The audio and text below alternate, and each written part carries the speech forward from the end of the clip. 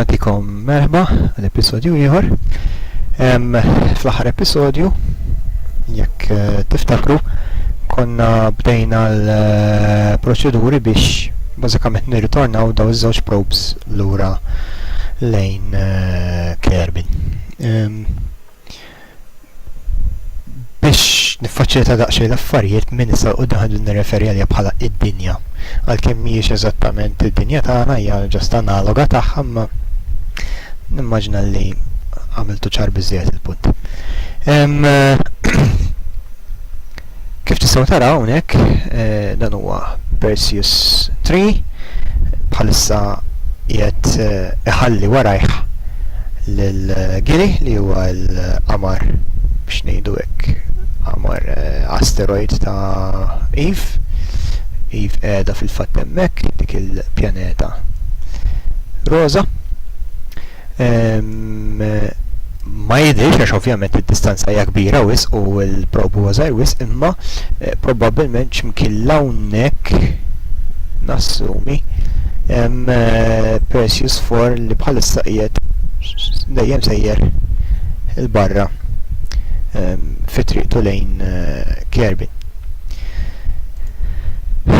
L-aħħar li ħallejtkom kont qiegħed fil-bidu ta' pjanar ta' trajettorja għal Kerbal u fil-fatt hawn qiegħda jonqos biss illi nirranġa ftit biex inkun nista' biex ikollna approach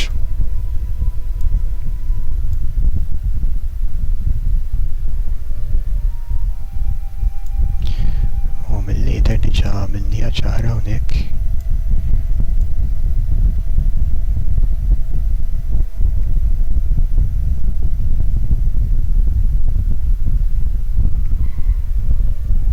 Bdejna nersqu iktar viċin.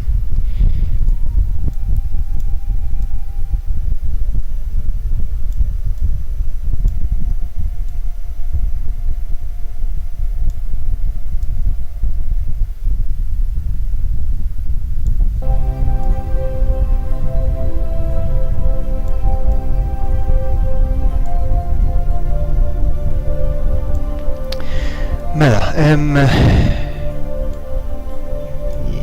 forsi tiftakru mill-episodju li għadda l-iskop huwa li inġib kemm jista' jkun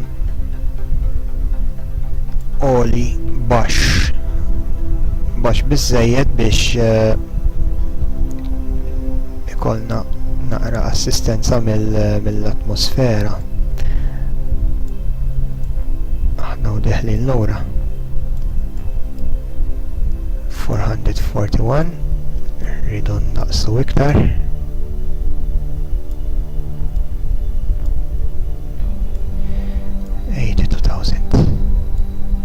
Naħseb li wasalna 62. Jekk jirnexxiel inġibu 52 30,000 għandu jkun biżżejjed. 43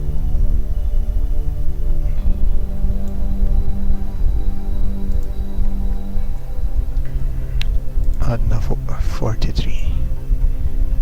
Le. U issa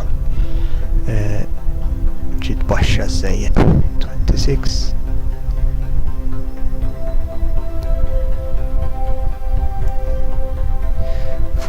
Mela naqsu naqra daqsxejn jibsa biex iġġib l-oli eżatt 31,000.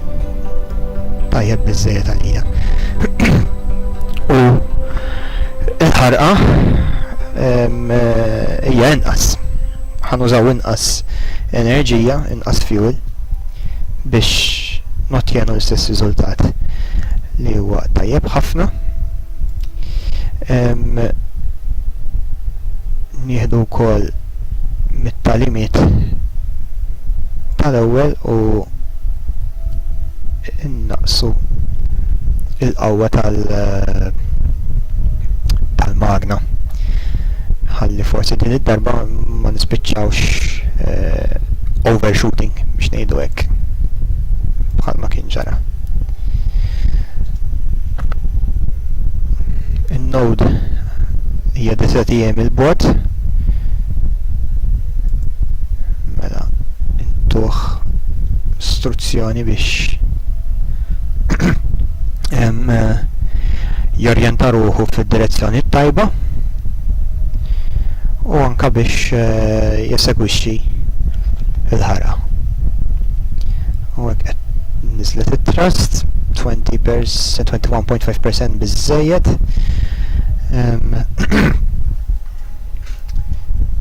Issa l-ħaġa li rrid inżomm f'moħħi jiena hija li għandna 14 sekonda ħarqa, ġifieri d-darba rrid noqgħod attent, id-darba l-oħra tajt ċans 15 sekonda u bleżat ġiet tajba il-fatt li kelli 10 sekondi x'naħraq u differenza ta' xi 3 sekondi daħlet. Din id-darba ħabba li għandi iktar rid noqgħod attent għax inkella nispiċċa nattiva l-stage li jmiss meta jkun għandu ma lestix mill-ħarqa l-stage li ieħor.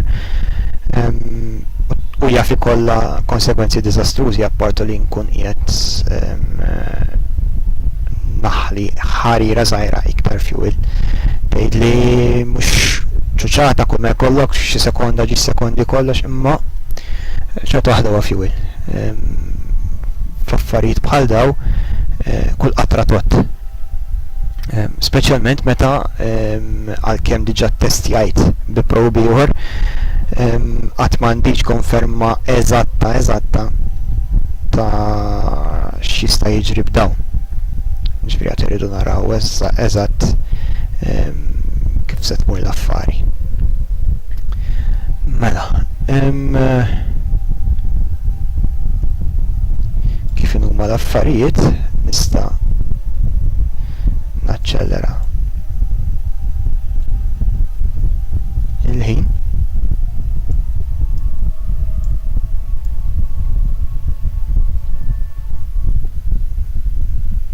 u dejjem nesu distanzjaw ruħna minn Gili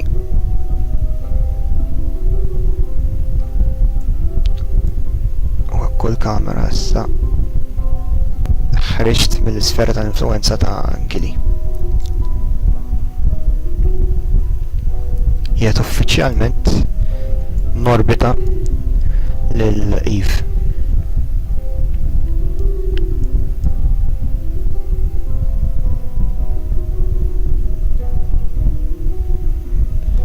Għalissa ma importax billi jkollna l-probe f'daqsxejn. Wieħed jista' josserva wkoll il-rotazzjoni fuq l-assi tal-qamar.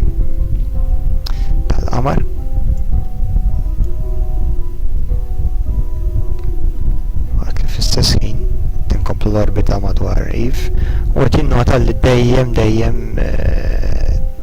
tiġi distanti għax fil-fatt l-orbita żammet naqra żgħira ħarira ellittika bħal ta' Gili. U hekk issa wasal il-mument illi ngħidulu li iva nafu li għandna manovra ġejja.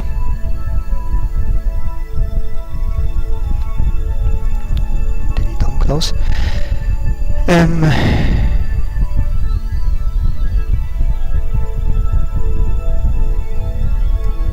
Gili hemmhekk.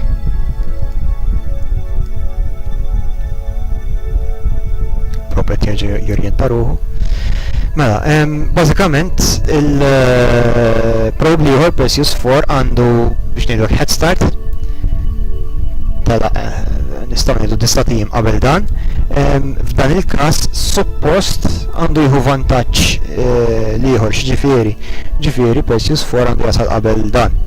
Fuq Kerbin, però ġieli ġrat li illi ikolli probli kun talaq wara ieħor ikun ser fl-istess destinazzjoni u xorta waħda nixilu jaddieħ.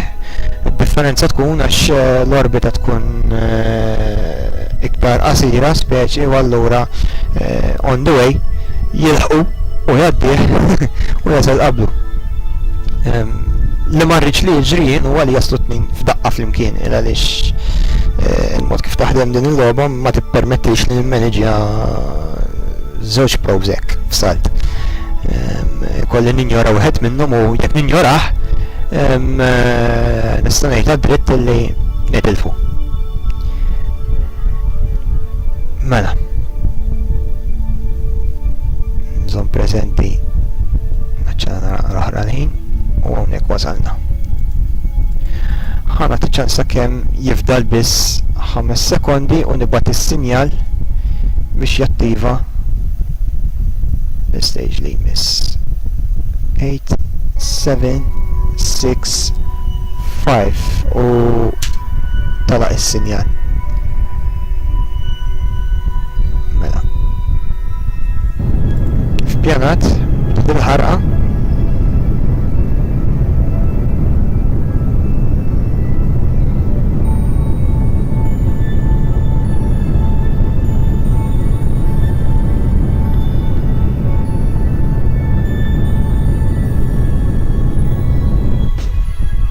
kollox tajjeb, għandu jkollna separazzjoni. Emmi u tlaqna bl-istage li jmiss. L-ħarqa se tieħu ġiex minuti minħabba li naqqast il-saħħa.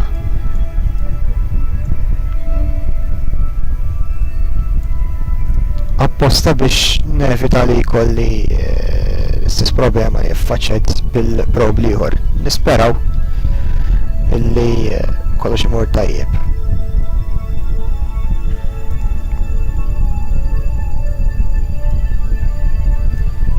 Nista' nagħlaq l-istrumenti għax m'għandix iktar bżonnu.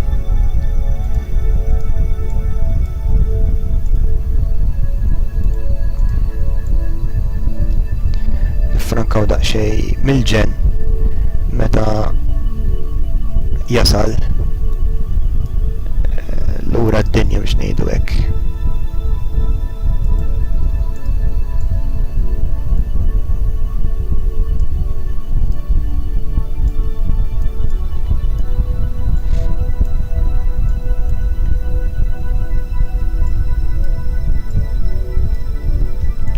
Baqalna l-aħħar naqra.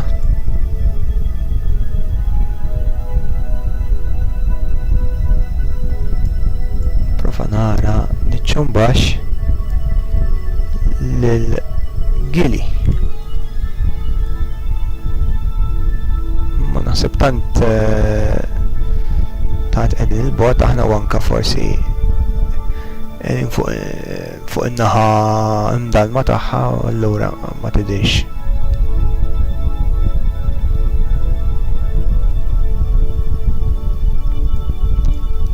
Baqgħna l-aħħar 100 metru fis-sekonda.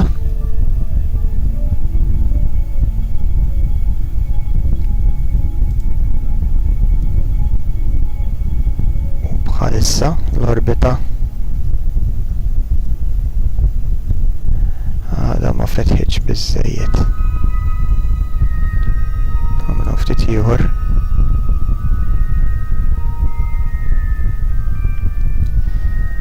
60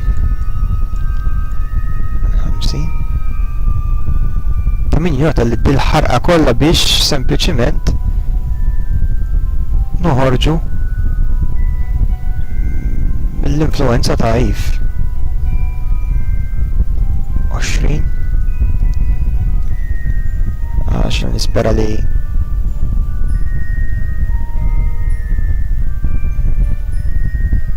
proset però għandna l-perjassi għolja wisq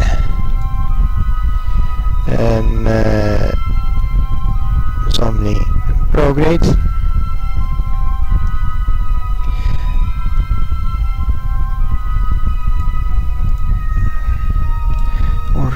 jaħraq li 0.1 second dik it-trust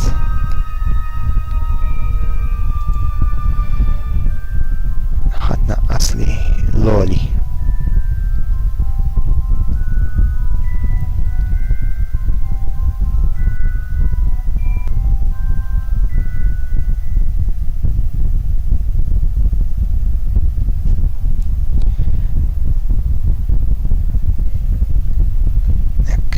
ruħu 10 sekondi oħra u jkollna l-ħarqa suppost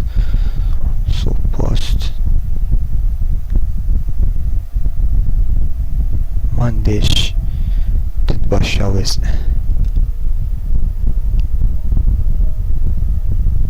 198 bejt u ieħor naqqasna qisu 2000 metru għal dik is-sekonda, ġifieri jekk nagħmel 0.10 għandna naqsu 20,000 ħanipprova 0.5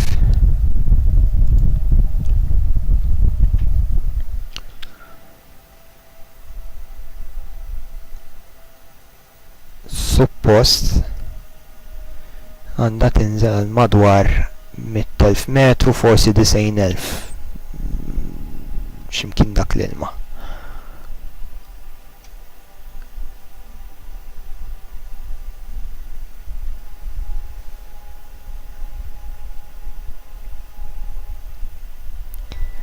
Three, two,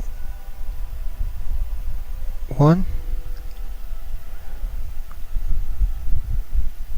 Fil-fatt kienet wisq.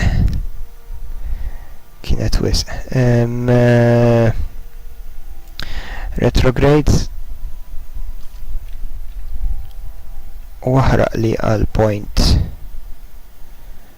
5 aħraq li bin-nofs. Qegħdin 87 suppost għandi naqilbu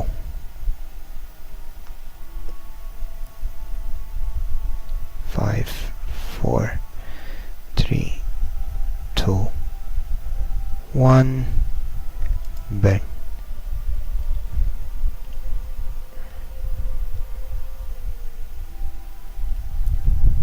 Interessanti il-fatt li tikkalkula id-distanzi kif spjegajt fl-episodju ieħor ikbar ma tkun id-distanza iktar idum biex jasal sinjal. Spera li l-ħajt qabel ma jasal is-sinjal. Ejja.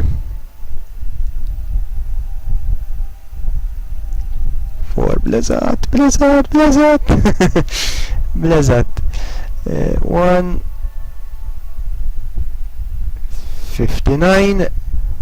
8 mela jekk tuħ mhux sekondi 0.02 seconds għandu suppost ikun biżżejjed.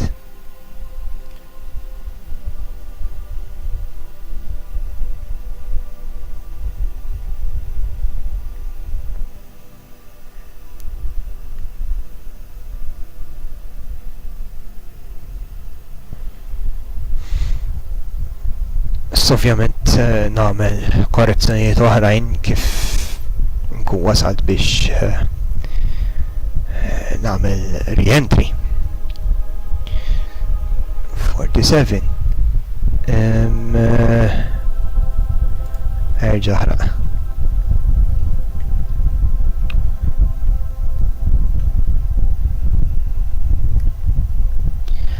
L-oli huwa importanti kif qed jgħinni wkoll ma nużax wisq fuel. Ta' min jinnota wkoll li dan il-probe għandu vantaġġ fuq l-ieħor il għaliex ħela inqas fuel biex ġelura u jekk hemm probli għandu ċans kbir li jirritorna qawwi sħiħ, dak huwa propju dan.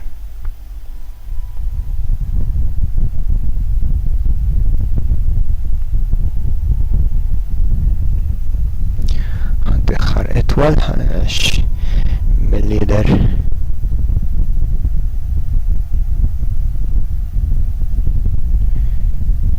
Anka bdiet tikber id-distanza u issa bdiet issir dejjem iktar diffiċli biex nġibu d-direzzjoni eżatta. 2, 1, 37.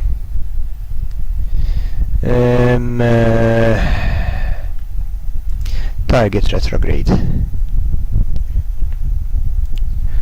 U waħraq li għal point 01.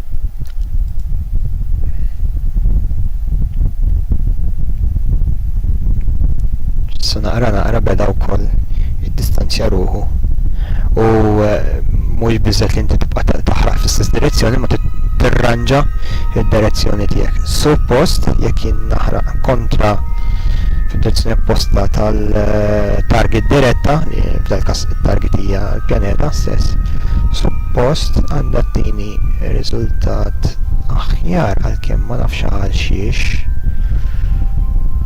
dan iddeċida li jaqbad u jibqa' jdur fuq innifsu biss. Interessanti.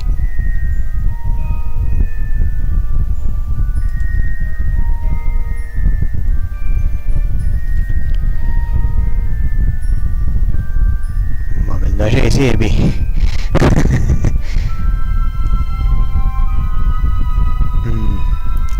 Ħajibdew il-problemi.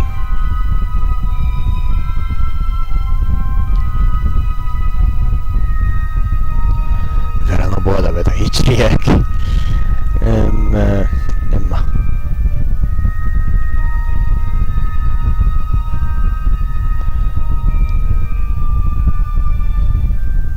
Two, one, ejja. Please. Le, raġa kiber. Alright,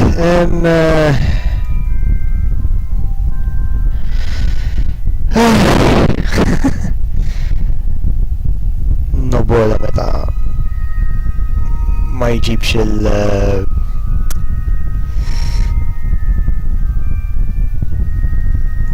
id-direzzjoni eżatta li nkun irridu. Rrid nibda l-logo tagħha dik. Mela,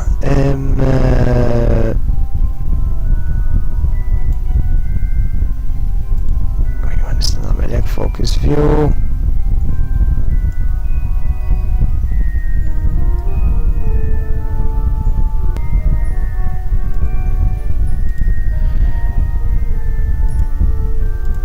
Neksejni wkoll. Mela kwart għandna l-fej. 6 minuti u jwejja ħantilu hekk. Ed maneuver hemmhekk. Issa niffukaw nerġgħu fuq Kerbal.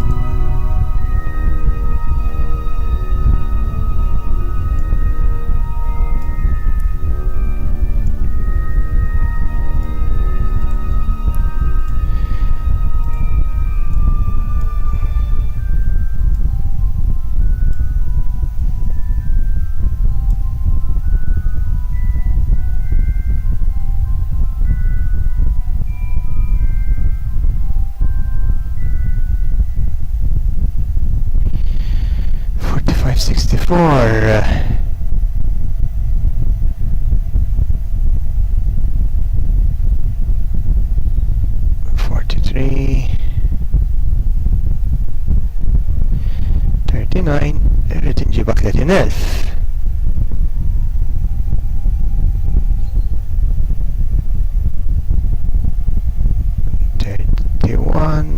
Tiħna oħra.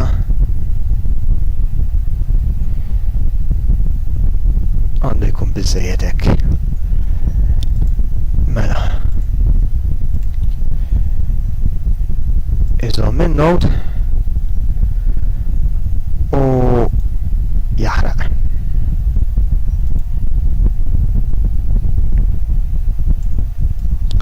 Suppost darba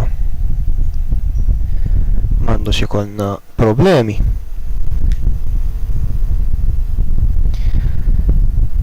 Keyword hija suppost.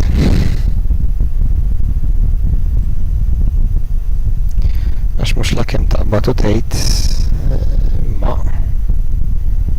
trid tara mbagħad xi ħawwad.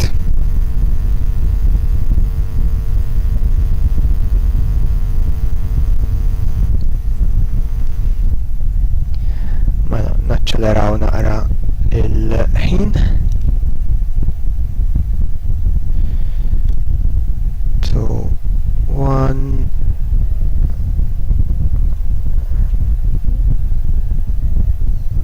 saħjid li wasalna għal-manovra.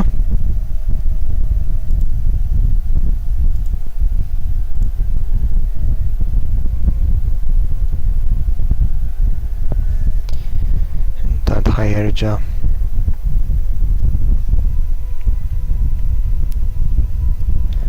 jorjenta ruħu.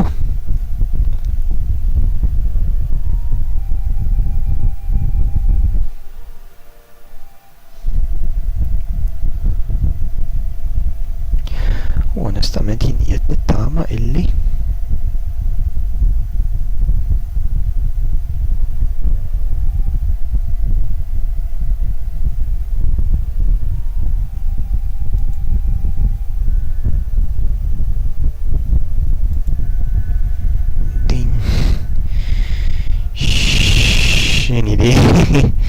qed nara l-suppost maneuver node tiġri ma' kull imkien ġennet xi ħaġa naħseb dilha darba qed nara dil-biċċa tax-xogħol ma nafx eżatt x'inhu jiġri. X'taħwitu dan nispera biss illi ma jirriżultax f'orbita oħra fażulla u f'orbita oħra tajba għar-rimi jekk mhux għar.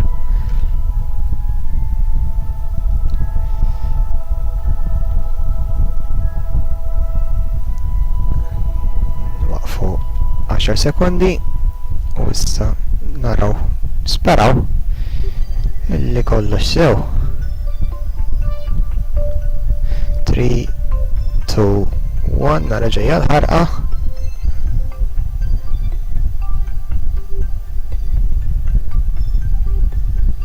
U fejn konna bqajna? Tajjeb wisq.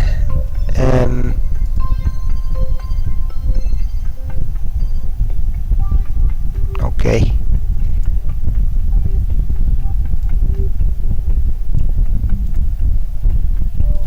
Zero point oh one fid-direzzjoni li jint aħraq. Fingers crossed x'mill-lider hawnhekk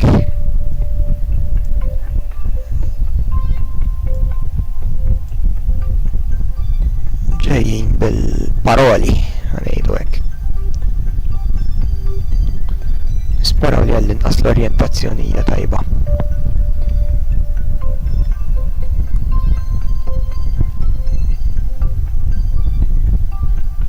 Ejja naraw. 3, 2, 1 40 nizlet tajjeb.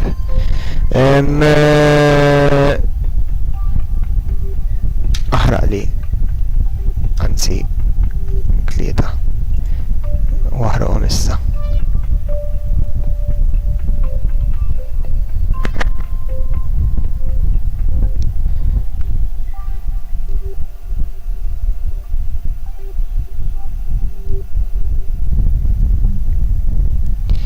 Nispera li jinżel għal 30,000. spot.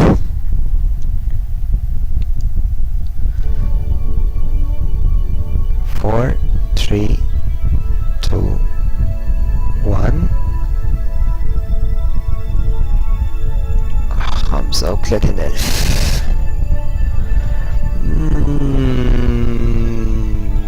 Ejja nittantaw naqra oħra. Forsi ma tafx kif. Ma qegħdin fid-direzzjoni tajba.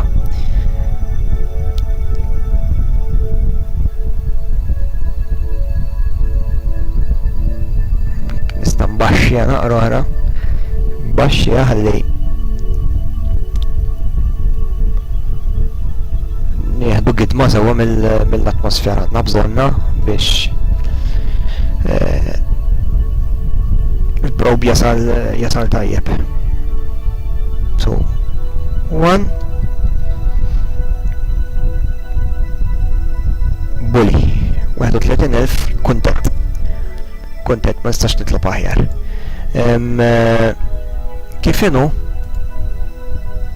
qiegħed tajjeb fi triqtu lejn Kerbal trust limiter għallejtu u xi ħaġa naħseb nistaħħalija iktar tard li hija biex ngħidlek il-configuration tal-parem ħannaraw li 7, 6, 5, 4, 3, 2, 1 u bully għanna full power. Tajjeb, mela issa l-pass li jmiss huwa li naċċeleraw il-pass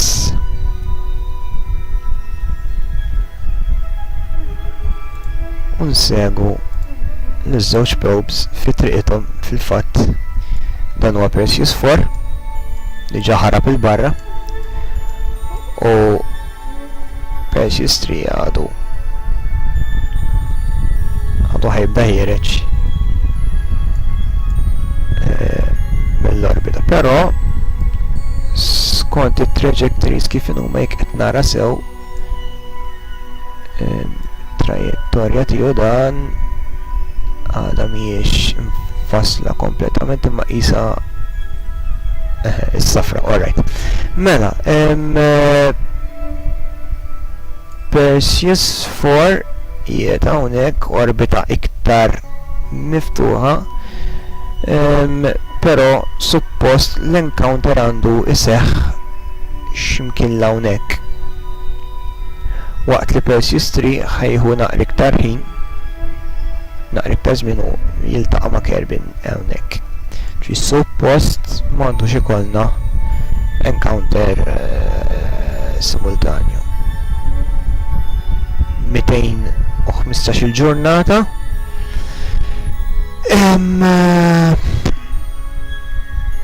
Ħan iċċekkja u nara. Alright. 300 ġurnata ġifieri suppost il-probes għandu jkunu reġgħu ritornaw lura Kerbal. Qawwijin sħaħ qabel ma nkun nistgħu nibgħatu xi ħaġa lejn Duna. U Duna ħanibgħat fil-fatt l-istess żewġ tipi ta' probes. Ovvjament huma Perseus 5 u 6. Ma dik naraw jiftax biżejjed ċans f'dan l-episodju mela.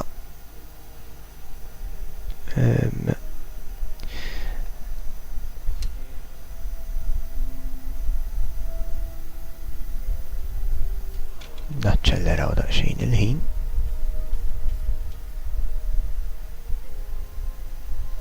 U hekk qegħdin uffiċjalment f'orbita fi spazju.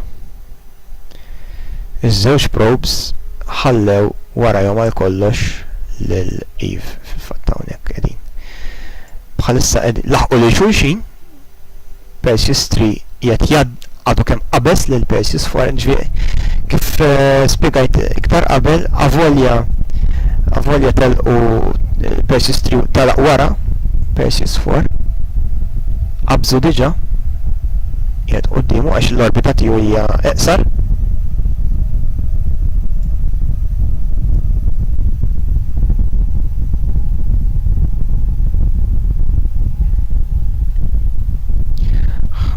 Nibdel il-focal point u nerġa' naċċellera. Perseus 4 u Perseus 3 suppost però l-ewwel encounter għandu jkun dak ta' Perseus 4 jew le.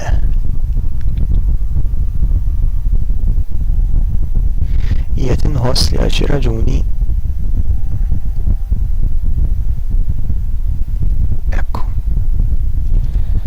Perseus 4 huwa l-ewwel wieħed minkejja kollox.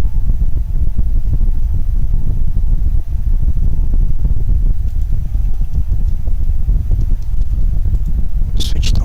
Ħana il-bord, ħalli nkunu nistgħu nsegwu u ekku dan Perseus 4, però bħalissa m'għandux konnessjoni mad-dinja.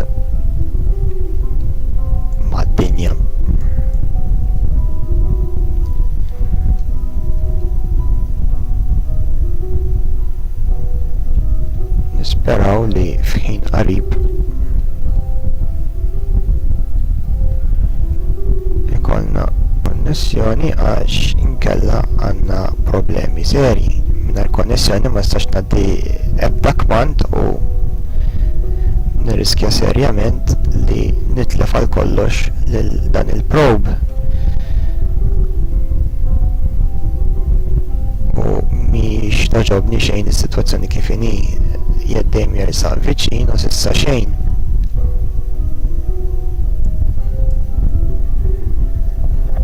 Hello. Hello. Please, xi ħadd.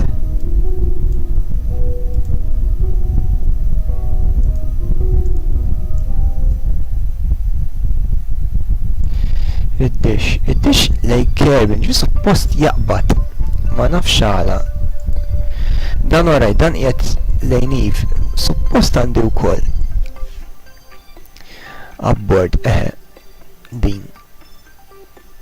Ma din trid distanza qasira ġvid, din suppost taqbad. La jkun viċin biżżejjed, imma suppost għandi wkoll.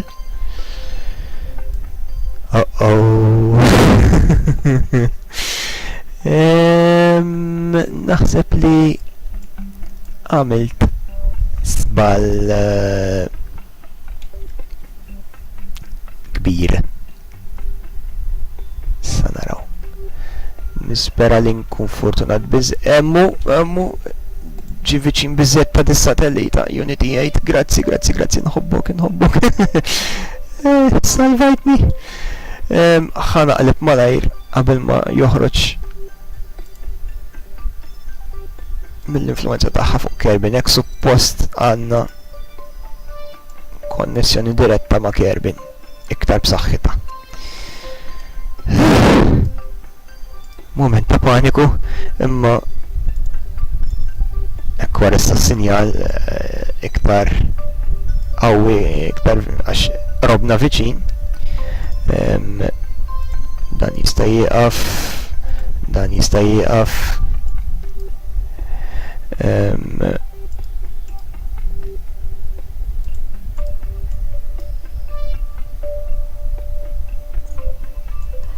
Mela, hawnhekk iridu nżidu il-qawwa tiegħu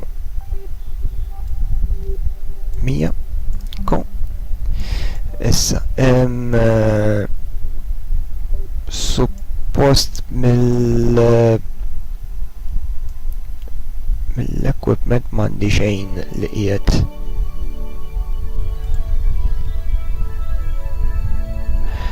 mela pre-deployment nagħmluha 3000 Wieħed u ieħor jkun biżżejjed deployment 700 unik qed tissettja l-oli li fih jinfetħu l-parachutes u naħseb nista' bil-lest nattivu kif jasal f'dak l-oli awtomatikament ħinfetħu l-parachutes nista' wkoll nibda billi nagħlaq żewġ solar panels m'għandux ikun problema bit-tnejn ngħaddu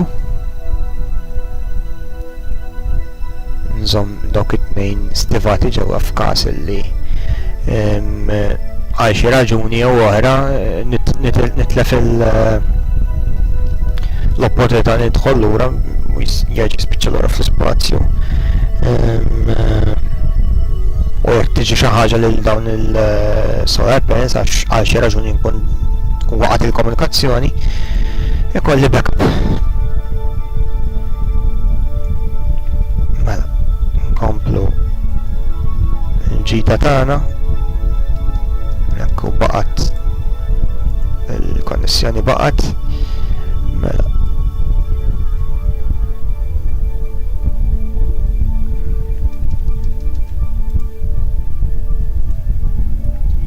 off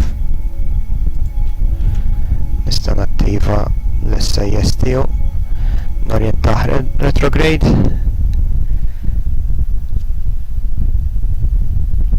bil-lest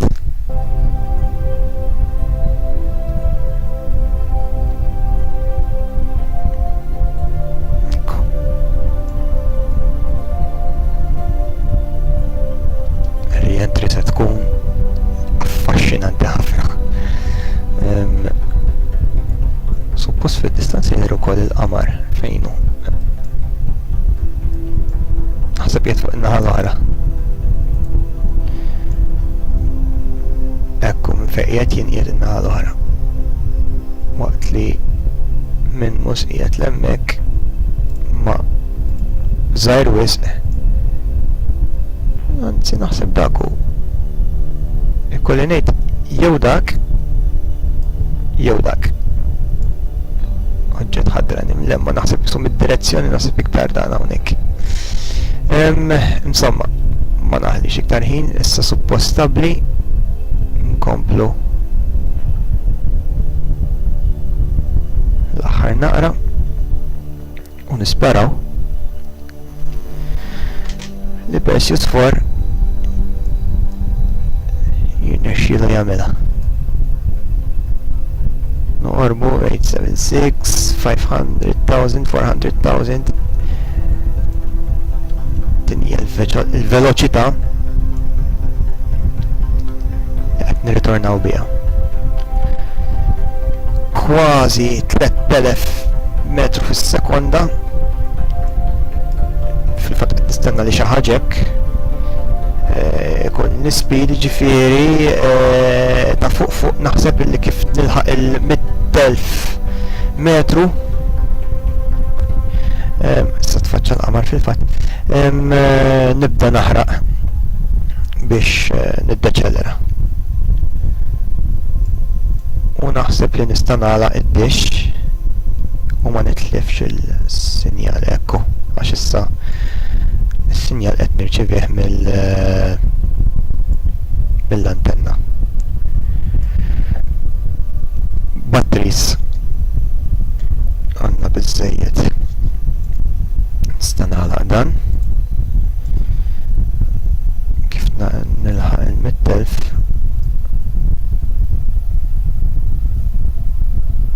nagħlaq il-solar panel u nibda l-ħarqa.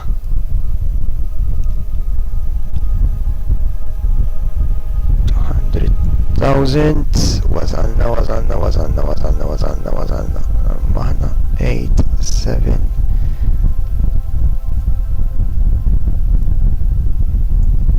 issa biex nikkorreġi daqsxejn għal problema fl-oli li tajtu li huwa ta' 20,000 retract Min issa naħraq retrograde eżatt imma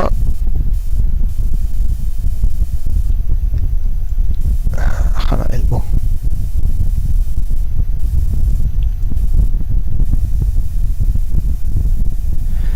Ħanipponta il-magna l-isfel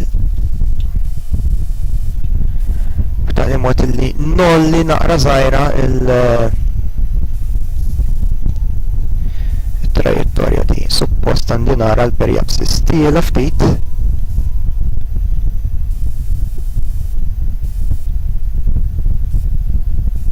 la nibda l-ħara u naħseb li huwa safe biżżejjed biex actually nibda naħraq nqas l-orbita kemm għandna madwar minuta u nofs naħarqu ġifieri għamilt sew bdejt issax probabbilment ħankun diġà bdejt dieħel fl-atmosfera meta nkun wasalt fl-aħħar naqra fuel. Fingers crossed. Nisperaw li kollox imur sew. 22, 21, 22 fil-fattiela issa, bit-tiela. 24, 26, prosi 27, 28 u nista nżommu full retrograde.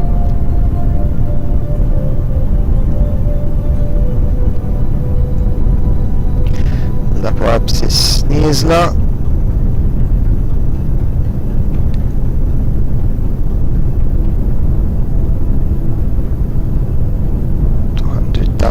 proset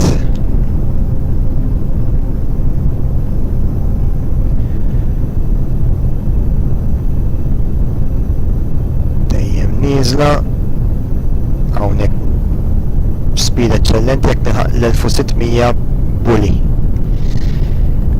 100,000 proset dħalna fl-atmosfera ma għada rari ħafna bħalissa 90,000-80,000 proset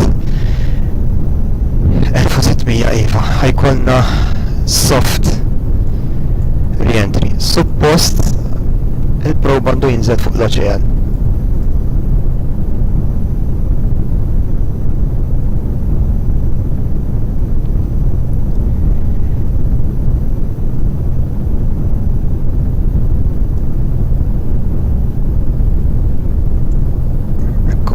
biex narmu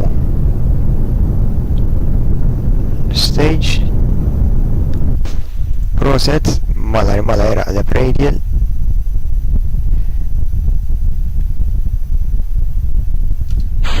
armi l-stage retrograde armi dik il-parti u final trick up my sleeve biex nejdu hekk huma deceleration rockets x'nu sabiħ 3 2 1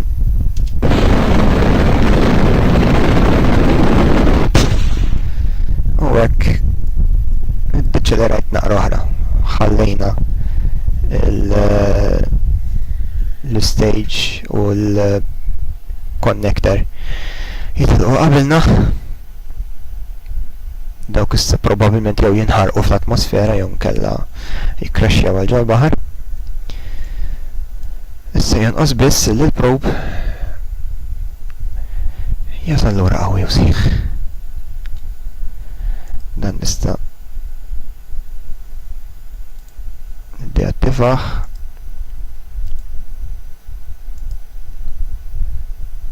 jekk għad baqa' proset.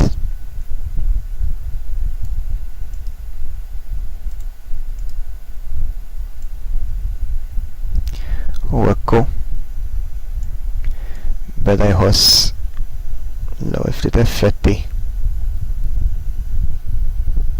ta' atmosfera issa qawwija l-G-force tiela 2 nagħmilha malajr ħafna. 3 4 isa ħatibbilan ħatiqaf stabbli għal 5 massimu. Le, mhux se taqbeż 4. Proset.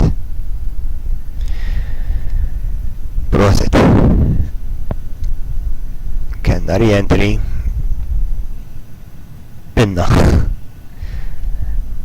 Ma setax marret aħjar sissa. Il-parachutes huwa safe biex jiftaħ. Taħtna suppost ilma biss, baħar insomma. Sa fejn naf jien għax l-ice cap bizniħ. Issa rezistenza tal-arja edha bil-mod tnaqsinna l-veloċità. Proset. Din irnexxiet verament. Nista nibda nieħu naqra nifs. Għad baqa xorta waħda l-aħħar parti ta' din il-waqa biex ngħidu hekk. Waqa lura fil-pjaneta u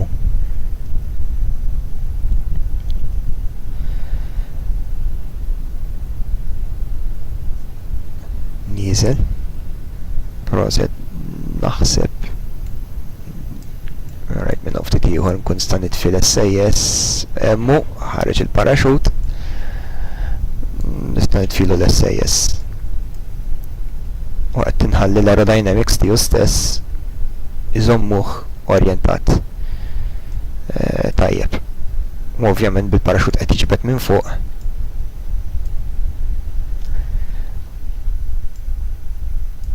Ukoll qed iżommu f'postu. Għalissa l-parachute għadu ma fetaħx. Fetaħ issa. U 5Gs. Imma il-veloċità niżlet għal 8 meters per second. 8.4 imma sa minn ftit ieħor tonqos naqra iktar suppost. Però għandu jkun biżżejjed biex ikollna speċi ta' soft landing fil-baħar. Ma nimmaġinax li għandu jkolli ħsarat mal-impatt.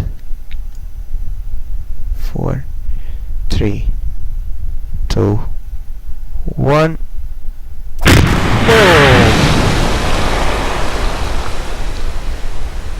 Proset. Emmu. U hemmhekk għandna probe li ġie ritornat b'suċċess wara li għamel traġett fuq pjaneta ieħor. Opp!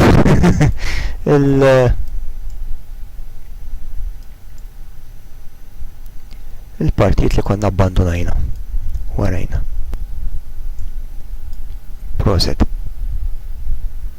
Dan nistgħu nirkuprawh. Akkustajna bażikament l-informazzjoni li ġbarna issa niftaħ Technology Tree.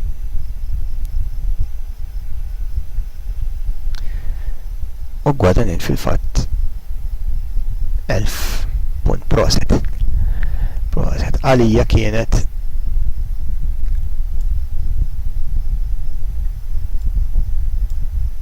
mission b'esekuzzjoni li ma stajx nitlob aħjar. Għal min għadu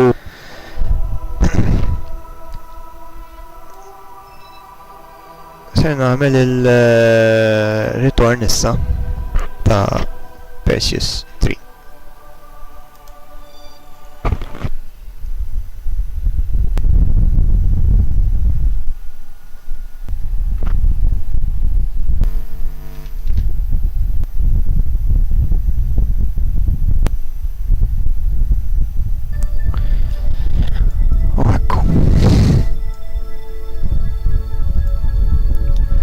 Għanna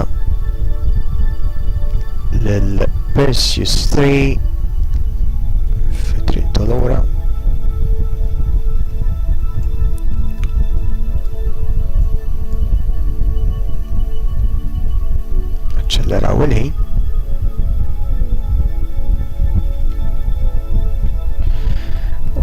qiegħed hekk nitalmu mill-iżball tal-ieħor u naqilbu Kerbal.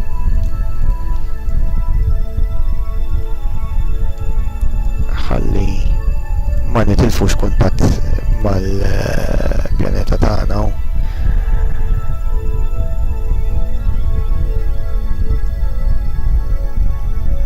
Kerbal dejjem qiegħda toqrob.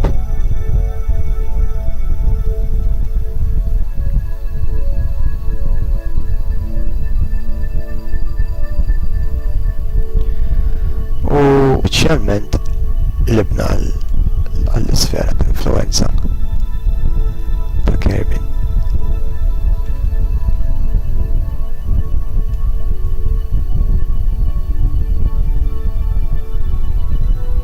Kanna wkoll konnessjoni u nista' naqleb issa il-punt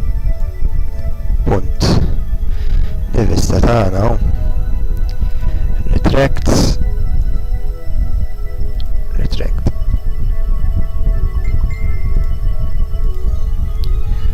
mela off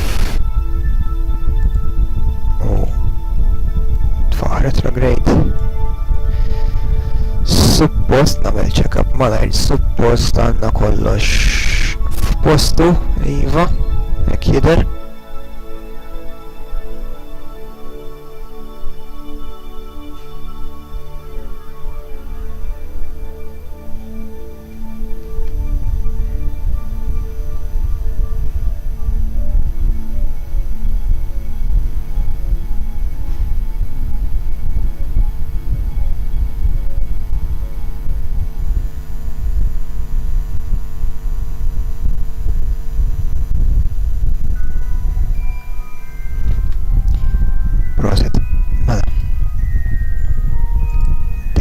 Setjata tajjeb u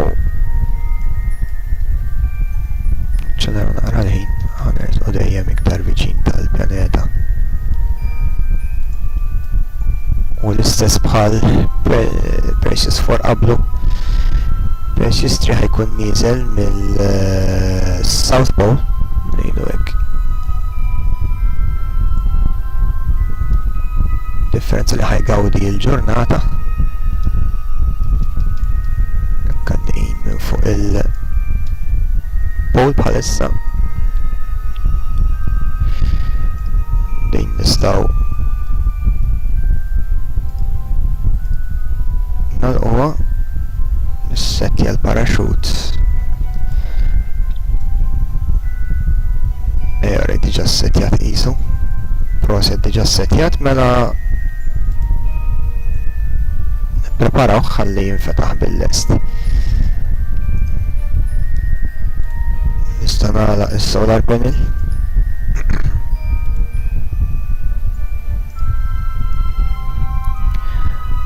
U nista' nibda naħraq minn issa għax naf li għandna iktar fuel disponibbli minn Precious 4 qablu.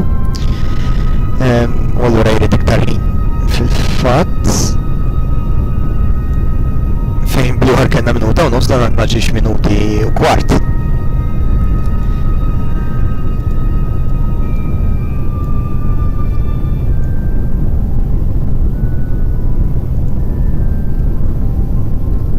M'għandix dubju li b'dan il-probe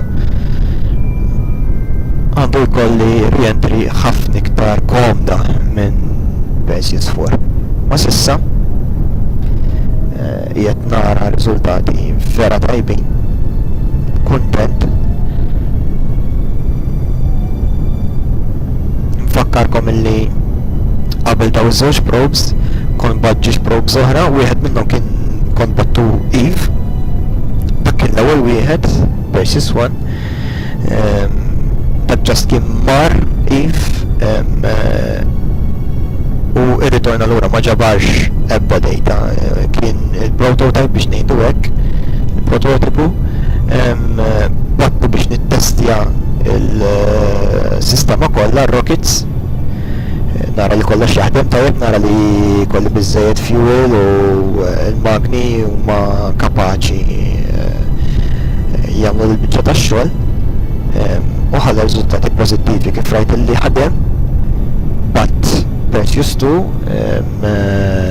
għal Moho, però minħabba li Moho għandha orbita vera viċin tax-xemx u m'għandix gravità qawwija għax hija pjaneta żgħira, kienet prattikament impossibbli għalija li nieqaf hemm. Għamilt dik li jgħidu la flyby, jiġifieri bla ma waqaft għaddejt vera viċin tal-pjaneta u f'dik il-flyby ġbart kemm stajt dejta bil-probe u mbagħad irħejtilha bil-mod lejn Kerbal. Rajt li kolli encounter eżatt f'dik l-orbita. Li nexxiet kienet biex ngħidu hekk close call, irriskjajt ħafna li nitlef il-probe bejn għax kienet m'għandix biżżejjed esperjenza u anke l-fatt li kont diħellura b'ħafna iktar saħħa minn dawn iż-żewġ probes.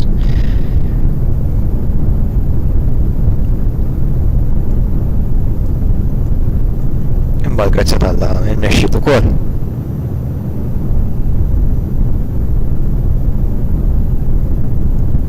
Precious 4 ormai jgħet jgħix f'dan il-video u Precious 3 minna ftit ħajna għatmiju.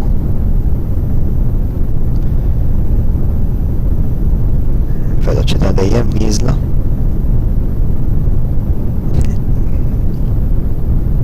Nexxi niddeċellera veloċità verament ridikola.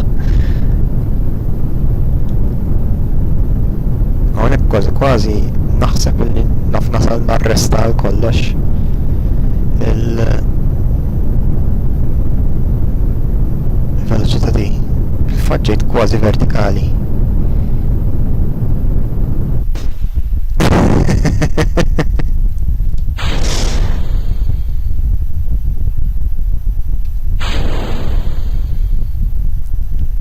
ħamsin metru fis-sekonda differenza.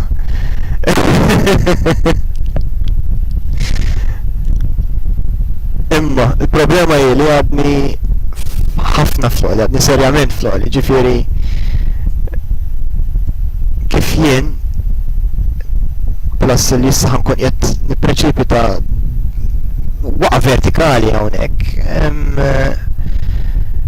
Qed nistenna li l-veloċità tispara l-fuq, tispara ħafna l-fuq u qed nistenna li ikolli daqsxejn G-forces qawwijin. Nispera biss illi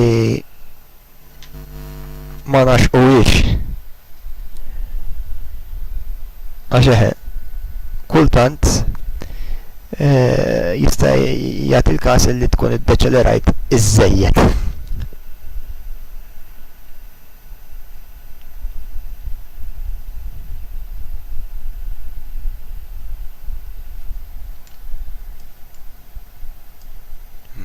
Ħallu warajna r-ring 16-17 l-atmosfera qiegħda dejjem taħxin tiġi iktar densa.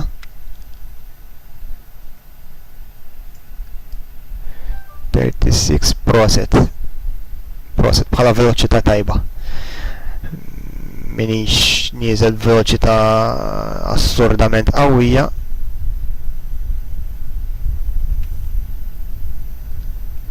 Interessanti li tlift konnessjoni għax kont nuża rockets biex niddeċellera, ma kif ġiet l-affari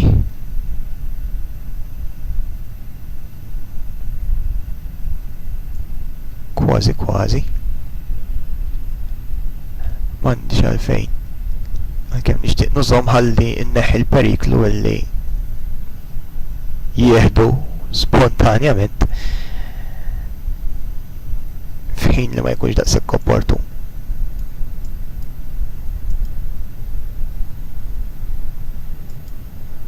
U issa li qed naħseb ukoll samnalla attivajt il-parachute qabel ma għamilna re-entry għax kieku bħalissa bis-sinjal mitluf dan il-prob kien ikun kondannat. Sakemm miraklu ma jerġax jistabilixxi konnessjoni. Ma jidhirx li hawn xi satellita għaddejja minn fuq bħalissa. Fil-fatt dik hija l-problema.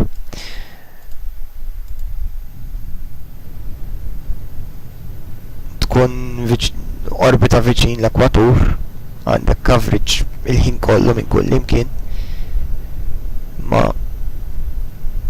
orbita polari jaf ikollok blackouts. Din talba nżomma f'moħħi għal missjonijiet futuri forsi anke naqbad u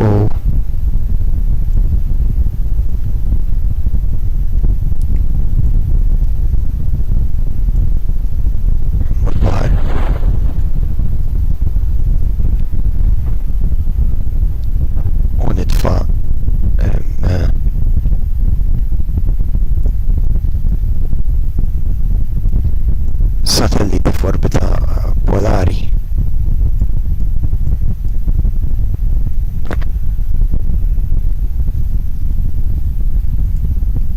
Kolli nirjed f'parti fejn nista' jgħid bejn iż-żewġ kontinenti prattikament.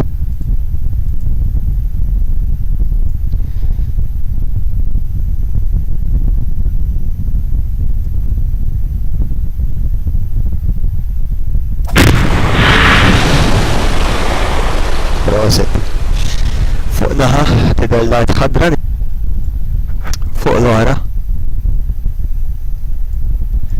Kemm issa ma tantx tidher. Propjot ma tidherx. L-art bajdanija. Ma kellna wkoll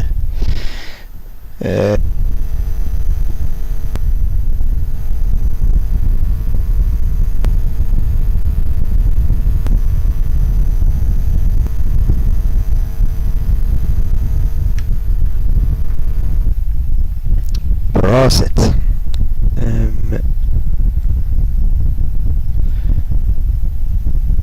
Return from orbit around the sun. Min timort li fuq giri. Ma ġabar daqxej dejta mhux ħażin.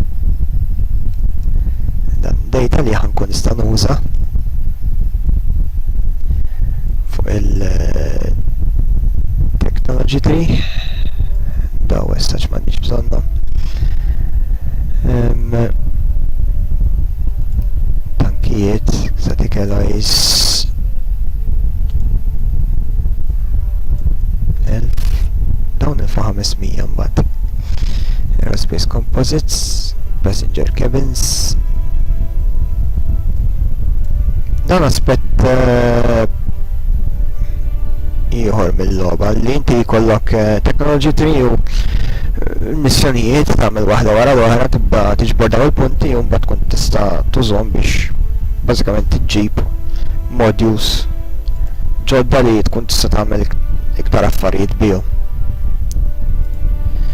Experimental electrics, reactor, magnetic coupler. Alright, interessanti.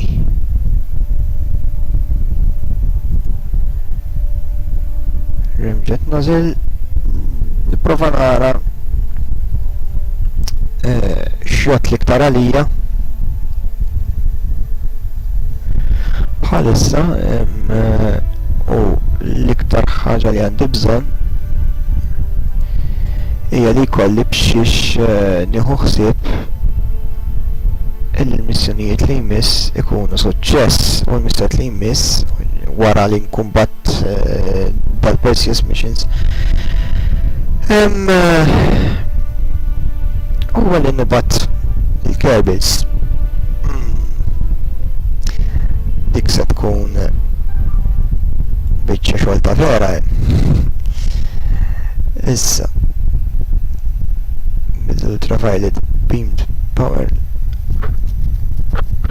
pulse drill ISRU refinery din taf tkun utli għal fatt li nkun nista' nuża minerali li nkun part minn fuq il-pjaneta. Ma bħalissa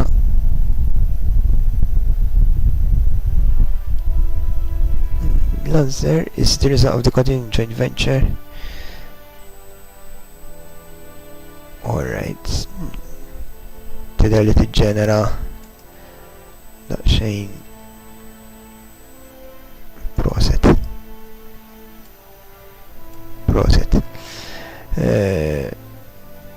Reactors iktar jett naħseb fil-fatt fuq engines. Imma din mhijiex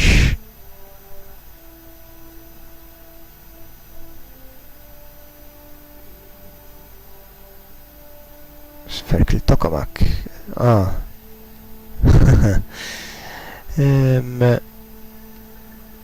310 Mbagħad gas core engine. Se jkolli bżonn niġbor iktar punt mbagħad niftaħ naqra l-technology tree u nimxu minn hemm. Għal dan l-episodju dak kien kollox. F'episodju li jmiss ser nibgħat żewġ probes għalduna Perseus 5 u 6 fejn se nkun qed intikom l-opportunità biex din id-darba taraw kif kont qed nopera sissa il-missjonijiet tal-Perseus, kif dawk il-probes bdew bħala rockets massiċi biex imbagħad kull mar l-iktar part importanti li kelli bżonn kienet fil-fatt dik il-naqra ta' probe żgħira li niżlet qawwija u sħiħa fl-oċean. Nsellmilkom u narakom fl-episodju li jmiss.